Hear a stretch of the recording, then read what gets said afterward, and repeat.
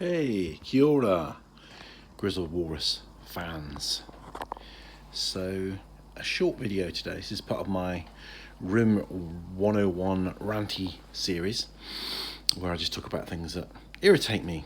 And hopefully other people will enjoy that, but if not, then I do. So it's good for me. But I think you'll resonate with some of these things.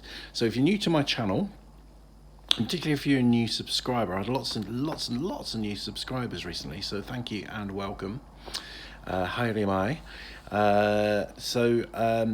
And notice my international language here. I'm becoming more international in my consciousness since moving from the UK to New Zealand, or Aotearoa. So this is a rant which is quite kind of may only apply to Britain. I don't know if this is an international phenomenon, but I guess it's part of a theme of senseless convention, where people start doing things and then people copy. I mean, this happens a lot with language, which I rant about in my Elegant Speech series, if you want to check that one out, where somebody starts doing something and you just copy, and there's no actual good reason behind it, really. It's just convention for convention's sake.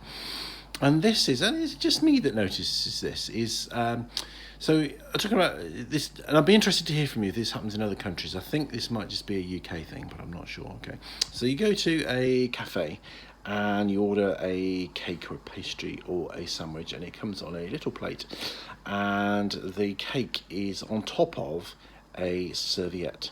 Okay, the serviette is underneath the cake or underneath the sandwich, and therefore is kind of moist and soggy and sticky from the cake or said sandwich, and is no use for its purpose as a serviette.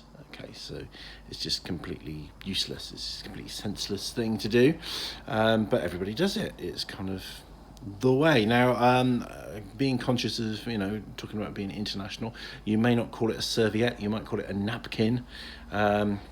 Effectively, what I'm talking about is, the piece of tissue, effectively, that you were given to wipe your chops with, or wipe your hands with, after you have dined. Okay, of the kind of the paper or the tissue kind of variety, not the kind of the posh cloth napkin malarkey. I've never been a napkin person. I remember my first partner was dreadfully posh, and I remember her family giving us napkin holders for Christmas, which made me kind of, I don't know, I was found it amusing or just confusing, really. I thought, what the dickens do we do with that? Napkins were not part of my well, that's, cloth napkins, like in restaurants, yeah, you get them, but at home, napkins, yes, no, not part of my world. I have some pretentious airs and graces, but I've never strayed to that degree of poshness to actually have napkins in my home. So, a slight aside there, napkin serviettes. So we're talking about the little pieces of tissue.